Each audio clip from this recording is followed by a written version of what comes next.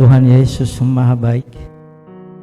Karena kebaikan-Mu Tuhan, Kau berikan waktu dan tempat untuk kami dapat mendengarkan firman-Mu yang mulia dan agung itu Tuhan. Terima kasih Tuhan.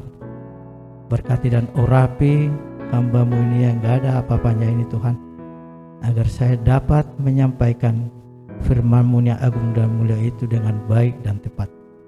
Urapi juga Tuhan kami seluruhnya yang ada di tempat ini Tuhan, agar kami dapat mendengarkan firman-Mu Tuhan menjadi bekal kehidupan kami.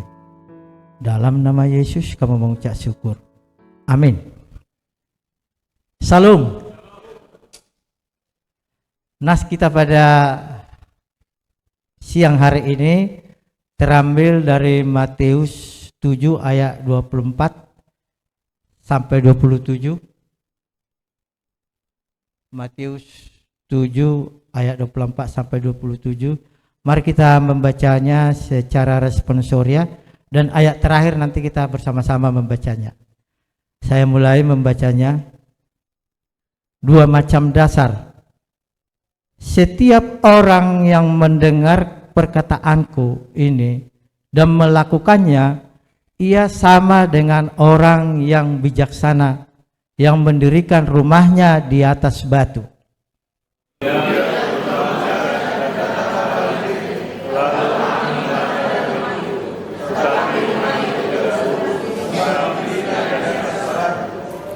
Tetapi setiap orang yang mendengar perkataanku ini dan tidak melakukannya, ia sama dengan orang yang bodoh yang mendirikan rumahnya di atas pasir. Sama-sama kita membacanya. Kemudian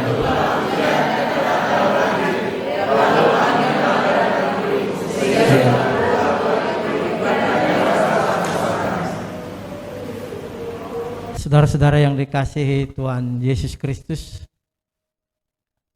ale dengan teman-teman yang saya kasihi, mohon maaf nanti kalau suka ada bahasa Batak ya, karena belum biasa. Dan kemarin Ibu Mary menyampaikan bahwasanya giliran BPR rupanya untuk mempersiapkan ibadah pada Jumat hari ini. Saya hubungi yang lain karena kami baru ini selama ada di gerai ini baru ini kami dapat melayani. Jadi kasak kusuk kami. Jadi saya minta pendeta dari gereja saya. Rupanya ada halangan ya. Dia ada rapat sehingga dia bilang, udah amang aja, amang sintu aja katanya. Takut kita nolak kalau udah pendeta yang bilang. Kalau udah dibilang berarti dia yakin kita mampu gitu. Padahal sebenarnya nggak mampu. Jadi kalaupun ada nanti yang agak kurang paham nanti, tolong dimaafkan. Aku udah gemetar-gemetar ini. Khotbah ini ada hubungannya dengan kami yang kloter terakhir ya, yang ke Yerusalem. Ini kan khotbah yang terkenal ini ya, pasal 5 sampai 7. Khotbah di bukit Sabda Bahagia. Jadi kami dengan Pak Manangap juga udah berfoto-foto di situ. Tapi udah gereja di sana. Jadi Pendeta Timotius mengadakan khotbah ibadah di sana. Jadi terima kasih juga kepada owner kita, kepada keluarga Ibu DL Sitorus dan Ibu Renta yang memberikan kesempatan kepada kita karyawannya untuk kita bisa melihat wisata rohani, melihat tanah suci Yerusalem. Terima kasih buat owner kita. Kita tepuk tangan dulu buat owner kita. Nah, di sana kamu terus kebayang gitu. Jadi khotbah ini terkenal dengan khotbah di bukit, itu disampaikan oleh Tuhan Yesus 2 kilometer kurang lebih dari Danau Galilea. Danau Galilea ini ada 3 nama ini. Satu juga itu namanya Danau Tiberias, itu juga Danau Genesaret. Tapi yang lebih top kayaknya Danau Galilea. Jadi Danau Galilea ini ada 2 kilometer bukit, namanya dataran tinggi Korazim. Disitulah Tuhan berkhotbah, khotbah di bukit. Jadi kami sudah foto-foto, dan namanya bahasa Inggrisnya agak kurang paham saya nih. Bukit Sabda Bahagia namanya Mount of Beatitudes. Jadi kita datang ke sana udah terus ada langsung namanya di sini. Jadi terus kebayang. Jadi kalau memang belum pernah ke sana, ya anggap aja lah ini Danau Toba. Danau Toba, khotbah Tuhan Yesus di bukit sekitar 2 kilometer, berarti nggak jauh-jauh dari villa apa kita Sapadia ya. Jadi di bukitnya Sapadia. Nah, tapi kita doakan semua kita karyawan ke sana. Ya. Jadi makanya kerja kita yang baik ya. Karena kalau ada, karena gini, saya dengar-dengar 40 juta satu orang berangkat. Jadi suami istri berarti 80 juta. Itu hanya ongkos. Belum lagi uang saku dikasih Bu renta. Sebesar kurang lebih 20 juta per orang. Berarti 40 juta. Lengkaplah 120 juta. Jadi kalau kita korupsi di BPR lah saya bilang, jangan yang lain. Udah kebangetan. Karena secara tidak ini kita udah disiapkan. Kita punya uang dana 120 juta yang kita manfaatkan untuk kita beribadah ke Yerusalem. Sangat baik sekali.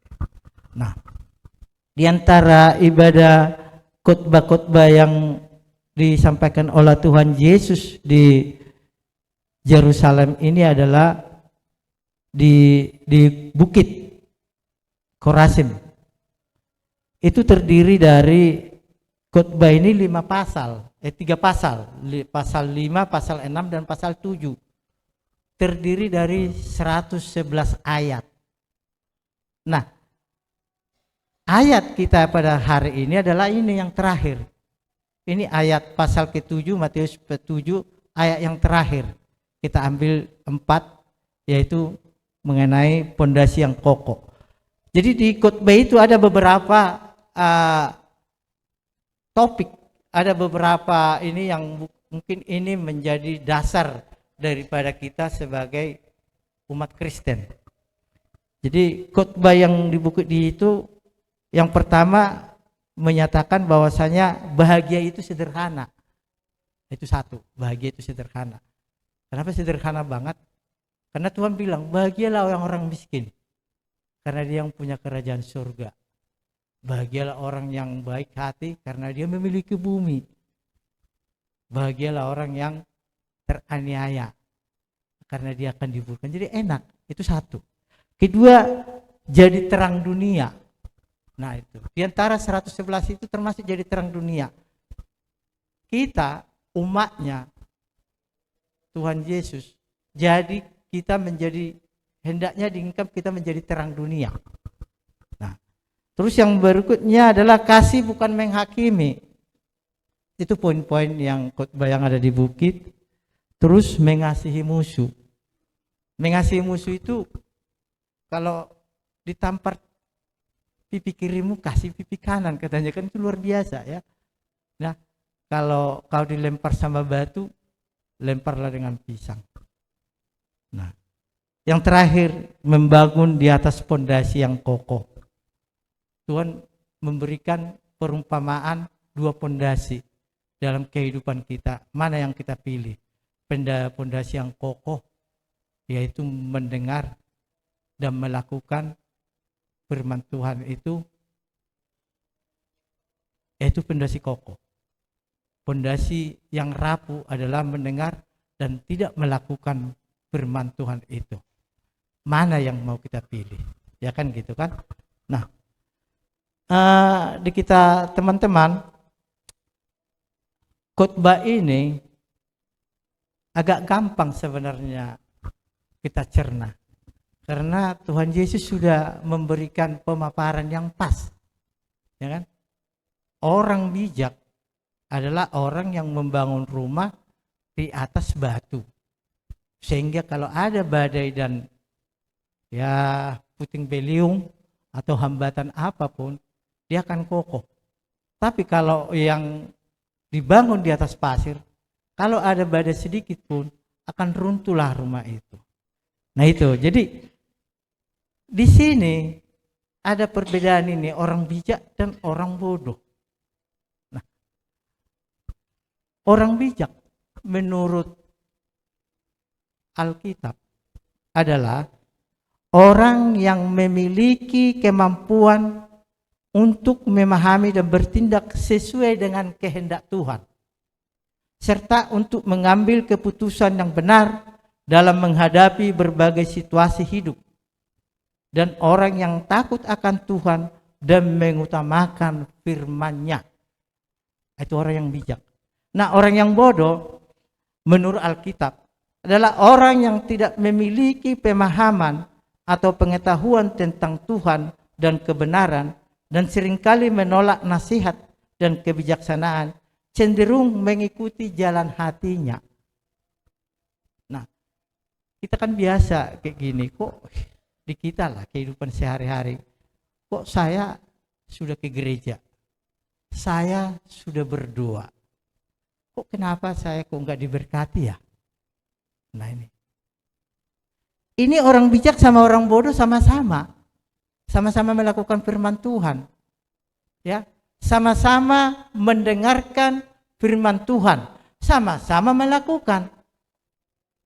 Hanya saja yang bijaksana itu dia membangun rumahnya di batu, sementara orang bodoh yang rapuh. Nah, di tengah-tengahnya ini ada juga orang malas namanya. Kalau orang malas tidak melakukan apa-apa, hanya mendengarkan firman Tuhan, tidak melakukan apa-apa. Makanya di firman Tuhan dibilang orang malas adalah baiknya diikat dengan batu dan dibuang ke laut yang paling dalam. Ada ayatnya itu. Orang malas. Tapi ini yang dua ini sama-sama melakukan. Sama-sama melakukan. Tapi orang bijaksana ini tahu dia gimana tuh melakukan. Jadi mungkin kita sebagai umat Kristen kadang-kadang mungkin di situ kita. Karena tidak pengertian kita. Kenapa orang lain kok sukses kita enggak? Orang lain sukses kok enggak itu? Ada ciri yang perbedaan yang di sini yang kita tidak miliki. Orang bodoh ini tidak memiliki pengertian. Sementara orang bijaksana itu memiliki pengertian. Coba kita lihat dulu di Matius 13 ayat 19. Matius 13 ayat 19. Setiap orang yang mendengar firman tentang kerajaan sorga, firman Tuhan, tetapi tidak mengerti, datanglah si jahat dan merampas yang ditaburkan dalam hati orang itu. Itulah benih yang ditaburkan di pinggir jalan. Melakukan firman Tuhan, tapi tidak mengerti akan firman Tuhan itu, sehingga diibaratkan yang menaburkan benih di tengah jalan. Nah ini, jadi tidak mengerti.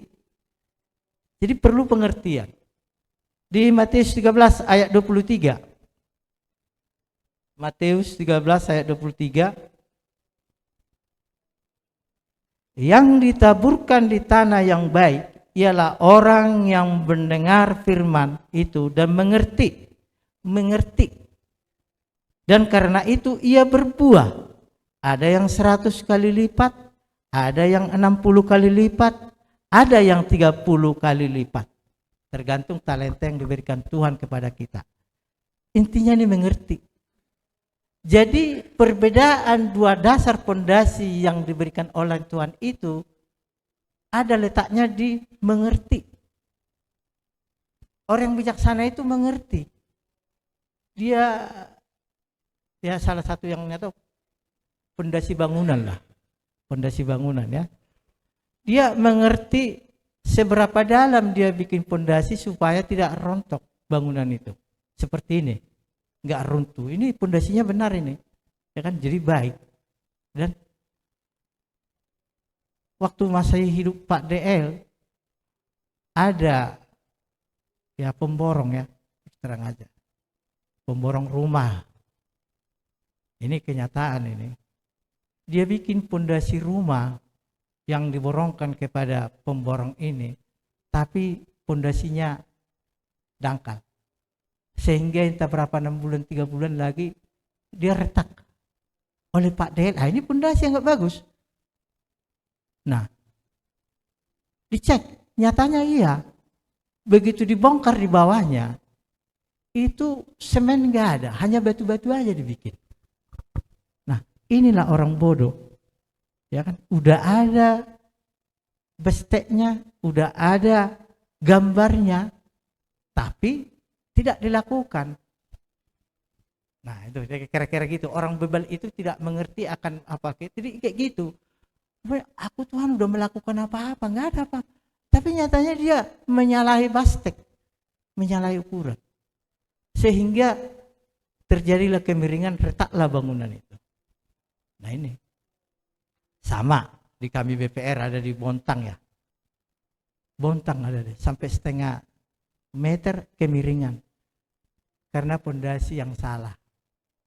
Oleh Bu DL sama pemborong suntik aja. Kalau disuntik katanya hampir sama biayanya. Dibongkar, waduh semakin 2 kali lipat. Bongkar dan bangun lagi. Udah membongkar susah, membangun lagi. Nah inilah yang dikatakan hebatlah kerusakannya. Yang di pasal 27 itu. Nah jadi orang bodoh adalah orang yang tidak melakukan yang semestinya dengan keinginan Tuhan. Nah di sini mungkin letaknya supaya kita ngerti kok kenapa kita nggak diberkati, ya kan? Sama-sama melakukan, sama-sama ke gereja kok, kan? Sama-sama berdoa, tapi, nah ini kita tidak mengerti. Nah kita bahas ini tentang pengertian. Ada lagi coba di Amsal 18 ayat 2. Amsal 18 ayat 2.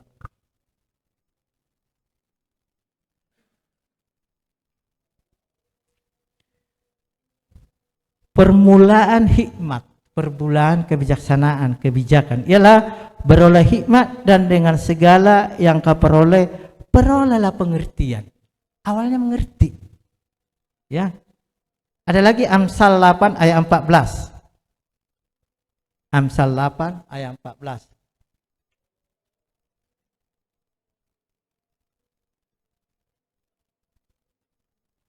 Padaku ayat Amsal 8 ayat 14.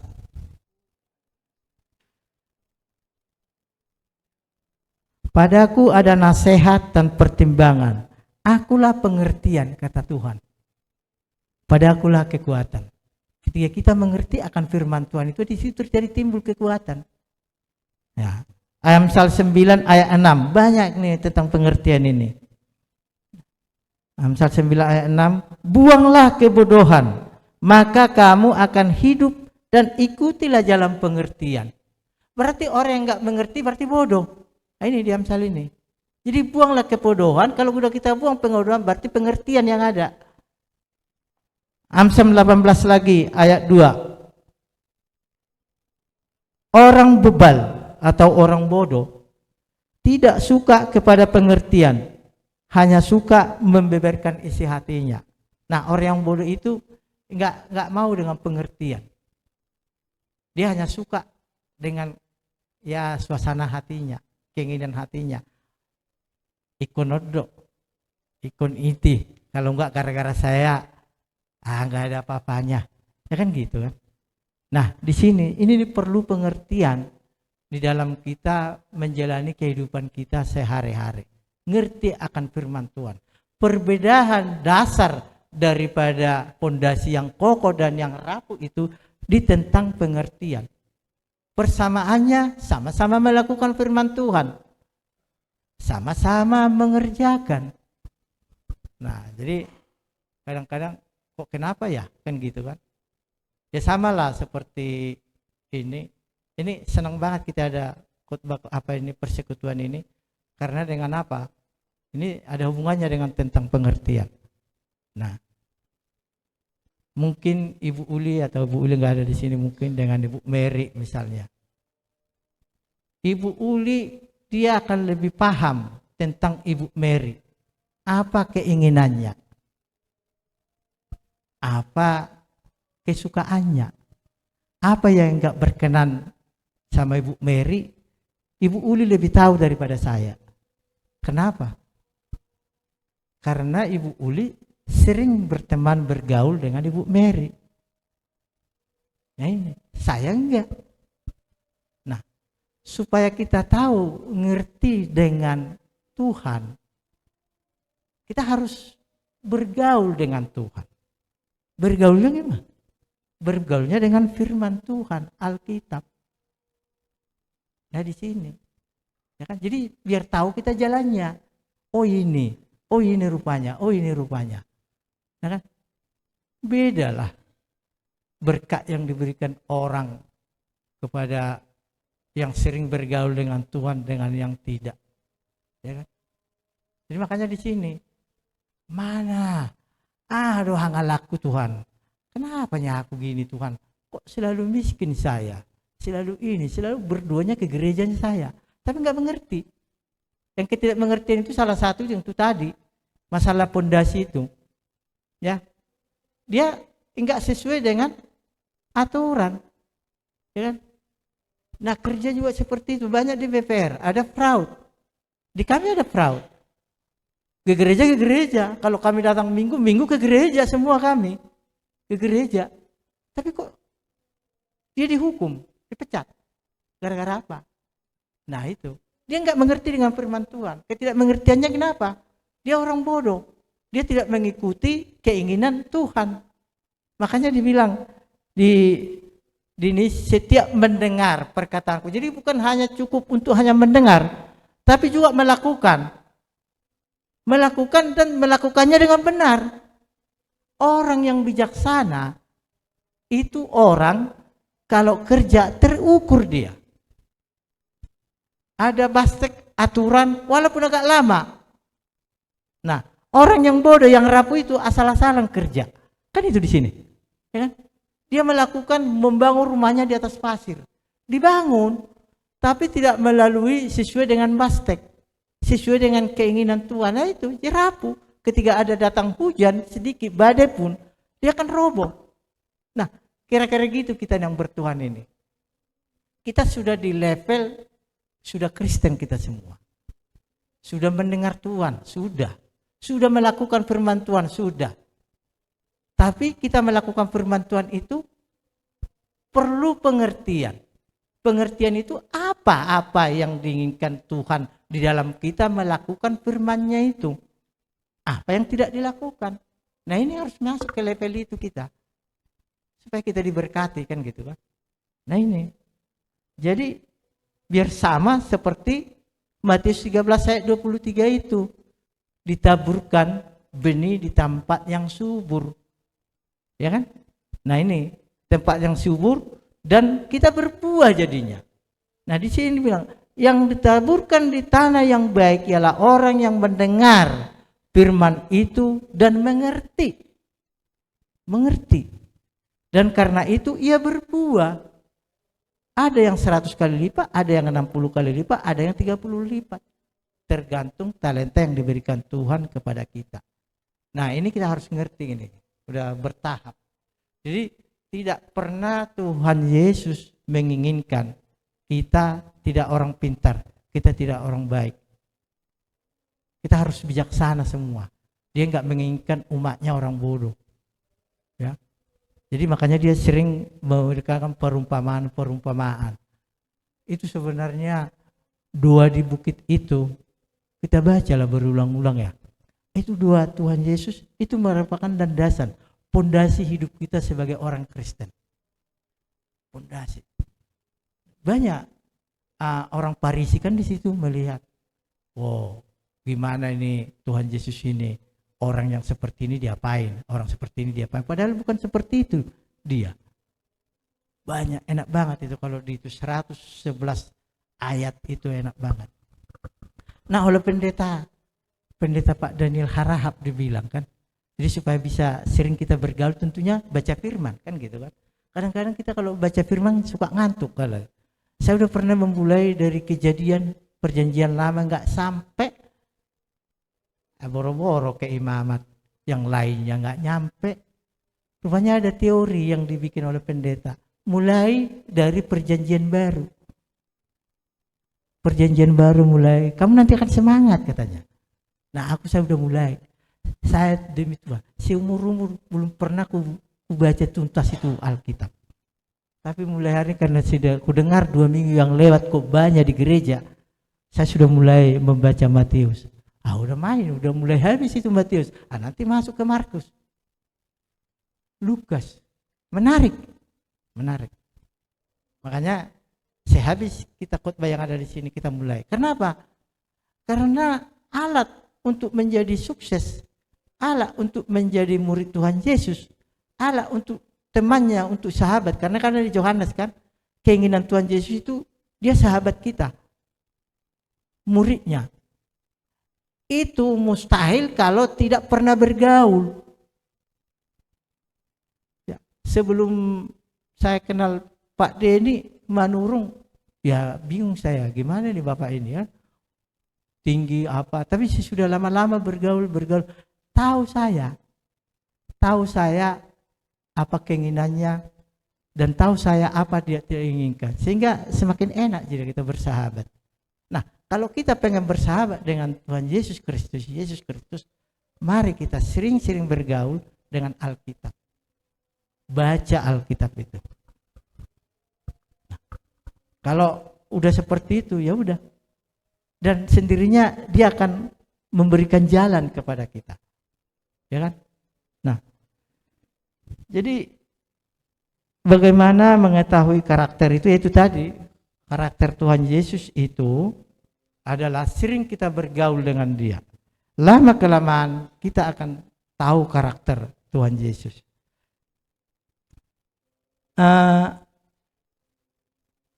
Di ayat selanjutnya ada Yohanes 14 ayat 15. Coba Yohanes 14 ayat 15 sampai 16.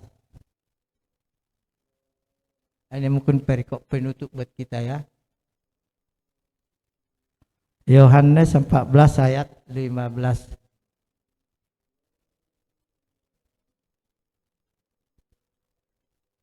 Pas itu ya? Jikalau kamu mengasihi aku, kamu akan menuruti segala perintahku.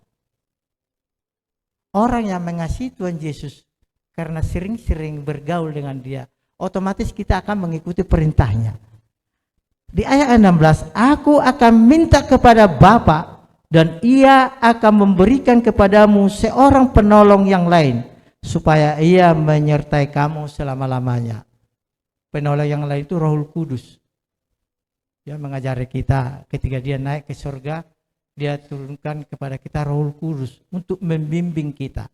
Nah, kalau kita mau bergaul membaca Alkitab, Roh Kudus akan membimbing kita untuk menjadi mengerti. Ya. Kadang-kadang kalau kita baca, aku kasak-kusuk baca, apalagi kalau kita baca di pengkhotbah ya, bingung saya membacanya, pusing, ya kan gitu kan. Nah, tapi mari kita bikin menarik. Kalau sering kita membaca buku, apalagi Alkitab, kita akan tertunda kepikunan kita. Kenapa orang Jepang sampai umur 80-85 tahun tidak pikun? Karena mereka menghabiskan bacaan 10 judul buku setiap tahun. 10 judul buku. Sehingga di hari tuanya masih tetap fisiknya memang udah rapuh. Ya, di Alkitab udah dibilang kalau udah usia 70 tahun, ya bahasa Inggrisnya nanggaluk nama si ayamu katanya kan. Ya udah penyakit yang timbul yang banyak kalau usia di atas 70, ya kan? Nah, tapi tidak pikun. Makanya biasakan baca-baca buku, jangan baca buku si Parno ya, baca buku yang Alkitab lah. Enak. Sehingga kita enggak pikun. Saya udah lihat nenek saya cepat pikun karena jarang baca buku. Jarang baca koran, boro-boro. Umur 70-an kurang udah pikun. Makanya supaya enggak kita pikun, mari kita baca, budayakan baca Alkitab. Yakinlah, kita akan usia dengan 80 tahun masih sangat baik. Ibu DL 83 ya sekarang ya. Ya, teman-temannya satu pesaham dengan grup BPR udah pada pikun. Saya udah bilang gitu. Udah gimana marhum si anu udah nggak kenal anaknya lagi. Saya juga nggak dikenal lagi, saya bilang. Nah kenapa? Nah makanya ibu bilang itu beraktivitas dan membaca Alkitab. Dia kalau nggak salah tiap pagi dia kan ya membaca renungan. Jadi nggak pikun. Walaupun fisiknya sudah mulai ya nggak seperti biasanya, tapi pemikiran sekarang masih memimpin Seberganda Puang. Sama kami juga BPR, dia pimpin itu. Ya kan? Nah sebenarnya itu bisa kita contoh sebenarnya. Nah makanya sebagai penutup di sini ya marilah kita budayakan membaca Alkitab supaya diberikan roh pengertian kepada kita untuk memaknai apa keinginan Tuhan kepada kita, supaya kita dapat diberkati dan berbuah. Nah kalau yang lain ini belum berbuah, makanya kita nggak mengenal pohon itu, katanya tahu kita dari buahnya. Kalau dari pohonnya banyak pohon yang sama, tapi begitu berbuah baru ketahuan, oh ini buah mangga, ini buah apel. Nah kita harus bisa ke level seperti itu, orang yang berkati dan berbuah dan bisa memberkati sesama. Ini yang kita nas kita sedikit aja ya, tapi tajam ya. Jadi ini terakhir daripada khotbah Tuhan Yesus di bukit itu tadi, 2 macam pondasi. Mari kita pilih pondasi yang bijaksana. Yang bijaksana itu adalah orang yang terukur di dalam hal perbuatan, tekun. Kalau orang yang bodoh, sekali dia gagal, dia langsung berhenti. Kalau orang yang bijaksana, tekun terus. Gagal sekali, 2 kali, 3 kali, terusin berulang-ulang. Akhirnya dia berhasil. Nah jadilah kita seperti itu. Nah kita juga di dalam mengelola usaha di bawah naungan Pancaputra Ganda Group ini, marilah kita. Ada tips dari keseluruhan di situ. Ada lagi nas di Matius 5 ayat 41. Ini terakhir lah ya, terakhir dari yang terakhir lagi. Matius 5 ayat 41. Dan siapapun yang memaksa engkau berjalan sejauh 1 mil, berjalanlah bersama dia sejauh 2 mil. Ini Tuhan Yesus yang bilang. Ikut, Pak. Kalau Pak DL, Ibu Renta atau atasan kita, ya dia masih menyuruh kita dengan baik, dikasih gaji, ini maksa. Kalau kita dipaksa oleh atasan kita, lakukan, persiapkan dirimu dari 2 kali lipat yang diinginkan. Kalau kita punya gaji 3 juta, persiapkan diri kalian mampu kita dipekerjakan dengan gaji 6 juta. Kira-kira gitu ini artinya. Nah harus begitu. Jadi ini memaksa. Makanya jadi ingat saya dengan Pak Deli ini kan marah-marah, dipaksa kita kan. Akhirnya ya jadi kokoh pondasi kita. Ya. Rupanya memaksa. Ini Tuhan Yesus ini yang bilang. Kalau ada yang memaksa kau, bukan melawan pimpinan, bukan melawan atasan, tapi berjalanlah bersama dia sejauh 2 mil. Mari kita bersama. Begitu kita dipaksa bekerja untuk gaji 3 juta, mari kita sama-sama dengan atasan kita bekerja, kita siapkan diri kita seolah-olah kita bergaji 6 juta. Jangan ngomel. Jangan ada, si Anu gajinya sekian kok saya, tapi saya lebih banyak kerja. Kalau udah begitu Tuhan gak nginginkan itu. Enggak, ada ayatnya. Jadi ini seperti kunci. Makanya kita berusaha berkali-kali membaca bukit. Khotbah di bukit itu inti daripada ajaran Tuhan Yesus. Ya. Ini mungkin dari kami, tapi ada tip juga lah. Ya, di kita usaha-usaha ini kita ingatlah, dulu Nokia menguasai pasar 73% HP. Dibobol oleh BlackBerry, sekarang Samsung. Dua-duanya habis. Itu kenapa? Saya yakin mungkin mereka itu sudah tidak merencanakan, tidak melakukan pekerjaan secara bijak. Mereka tidak memikirkan kompetitor yang lain. Dan kami di BPR seperti itu. Udah mulai turun labanya, masih laba. Nah, kami dididik, dibina oleh manajemen. Ibu Del bilang, kasih pendidikan pelatihan. Semakin banyak kami melakukan pendidikan pelatihan. Inovasi sedikit aja. Jadi bukan merubah bisnisnya, tapi memodifikasi sedikit. Nah, kami udah bervariasi sekarang bunga. Bervariasi.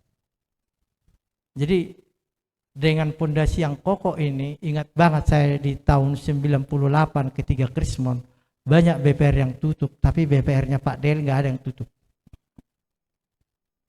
Masuk ke masa Covid di tahun 2000, itu diperkirakan sebenarnya BPR ini pengganti Kosipa ini, Koperasi Simpan Pinjam. Dianggap 10 tahun lagi udah hangus ini. Padahal enggak. Tahun 2021 ya, 2022 Covid. Unit usaha temannya Pak DL tutup semua Kosipa. Tapi Kosipa kita masih eksis sekarang. Ini ada apa? Fondasi yang kokoh. Ini tadi nih. Kalau ada yang memaksa kita memaksa berjalan 1 mil, lakukan 2 mil. Mungkin barangkali buat kita. Tuhan memberkati kita. Semoga usaha-usaha di bawah Pancaputra Ganda Group semakin baik dan satel. Terima kasih, Tuhan memberkati.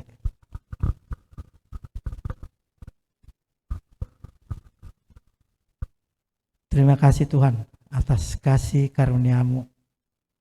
Terima kasih Tuhan atas firman-Mu yang agung dan mulia itu. Bapak di surga, kami mendoakan owner kami, pimpinan kami, Ibu DL Sitorus bersama anak-anaknya Pak Sabar, Pak Sihar, Ibu Renta, Pak Hakim dan Ibu Ika. Karena Engkau berkati, Engkau berikan hikmat kebijaksanaan kepada mereka, Engkau berikan kepada mereka pengertian akan Engkau Tuhan, agar di dalam melakukan aktivitasnya dan memimpin kami seluruh karyawannya di bawah Pancaputra Ganda Group seturut dengan kehendak-Mu dan bisa memimpin kami dengan baik. Kami juga mendoakan unit-unit usahanya Tuhan, Engkau berkati Tuhan. Seluruh unit usaha di bawah naungan Pancaputra Ganda Group, Yadika, BPR, Kosipa, Leasing, Yapim, Pamor, dan lain. Tuhan Engkau berkati, Engkau berikan hikmat dan kepintaran kepada seluruh kami jajarannya Tuhan, dari atas sampai ke bawah Tuhan, agar kami peroleh roh pengertian, agar kami dapat membangun diri kami masing-masing menjadi pondasi yang kokoh, yang didirikan di batu untuk mendirikan bunga rumah, sehingga apapun badai dan rintangan kami bisa lalui dengan baik Tuhan. Terima kasih juga Tuhan atas persekutuan doa ini yang Kau berikan jadwal sekali dalam 2 minggu. Untuk kami memahami akan Engkau Tuhan, supaya kami lebih mengerti lagi akan Engkau Tuhan, bagaimana kami beroleh berkat, beroleh kasih karunia-Mu Tuhan. Dan semakin lama semakin kami sayang dan menjadi sahabat-Mu Tuhan. Terima kasih Tuhan, banyak hal tingkah laku kami, banyak perbuatan kami yang tidak berkenan di hadapan-Mu. Ampunkan kami Tuhan agar kami layak mendapat berkat-berkat yang daripada-Mu Tuhan. Dalam nama Yesus kami mengucap syukur. Amin.